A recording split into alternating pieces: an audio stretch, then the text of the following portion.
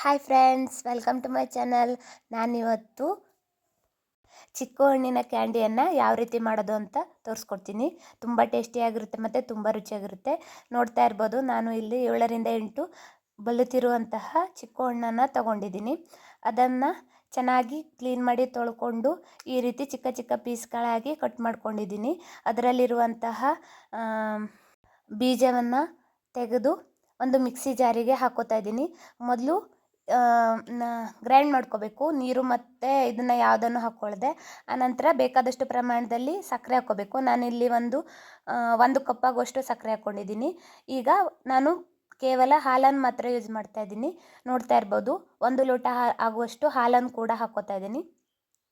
ಈಗ ಒಂದು ಪಾತ್ರೆಗೆ ಗ್ರೈಂಡ್ ಮಾಡ್ಕೊಂಡಿರುವಂಥ ಚಿಕ್ಕು ಪೇಸ್ಟನ್ನು ಹಾಕ್ಕೋತಾ ಇದ್ದೀನಿ. ಈಗ ಅದಕ್ಕೆ ಹದ ಮಾಡುವಷ್ಟು ಮತ್ತೆ ಹಾಲನ್ನು ಆ್ಯಡ್ ಮಾಡ್ಕೋಬೇಕು. ಈಗ ಚೆನ್ನಾಗಿ ಮಿಕ್ಸ್ ಮಾಡಬೇಕು, ಗಂಟಿಲ್ಲದ ರೀತಿ ಚೆನ್ನಾಗಿ ಮಿಕ್ಸ್ ಮಾಡ್ಕೋಬೇಕು. ನೋಡ್ತಾ ಇರ್ಬೋದು, ಈ ರೀತಿಯಾಗಿ ಚೆನ್ನಾಗಿ ಮಿಕ್ಸ್ ಮಾಡ್ಕೊಳ್ತಾ ಹೋಗಬೇಕು. ಈ ರೀತಿ ಚೆನ್ನಾಗಿ ಮಿಕ್ಸ್ ಮಾಡ್ಕೋಬೇಕು. ನೋಡಿ ಯಾವ ರೀತಿ ಹದ ಬಂದಿದೆ ಅಂತ. ಈ ಹದದಲ್ಲಿದ್ದರೆ ನಾವು ಕ್ಯಾಂಡಿ ಮಾಡೋಕ್ಕೆ ನಮಗೆ ಚೆನ್ನಾಗಿ ಆಗುತ್ತೆ. ನೋಡಿ ಈ ರೀತಿ ಹದದಲ್ಲಿರಬೇಕು. ನಾನು ಈ ರೀತಿಯ ಕ್ಯಾಂಡಿ ಮೇಕರನ್ನು ಮೀಶೋದಿಂದ ಆರ್ಡರ್ ಮಾಡಿ ತರಿಸಿದ್ದೀನಿ. ನೋಡ್ತಾ ಇರ್ಬೋದು. ನಿಮಗೆ ಇದರ ಲಿಂಕ್ ಬೇಕು ಅಂದರೆ ಕಮೆಂಟ್ ಮಾಡಿ, ನಾನು ಲಿಂಕ್ನ ಸೆಂಡ್ ಮಾಡ್ತೀನಿ. ನನಗೆ 12 ಪೀಸಿಗೆ 150 ರುಪೀಸ್ ಬಿದ್ದಿದೆ. ಚೆನ್ನಾಗಿ ಕೂಡ ಆಗುತ್ತೆ ಇದರಲ್ಲಿ ನಾವು ಹಾಕೋದ್ರಿಂದ.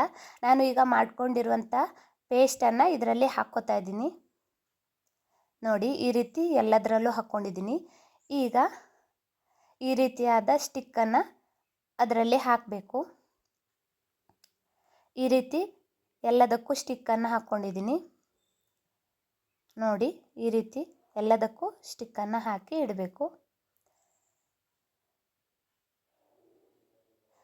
ಈಗ ಇದನ್ನು ಫ್ರಿಡ್ಜ್ನಲ್ಲಿ ಒಂದು 6 ಗಂಟೆಗಳ ಕಾಲ ಇಟ್ಟರೆ ರುಚಿಕರವಾದ ಕ್ಯಾಂಡಿ ಸವಿಯಲು ಸಿದ್ಧ.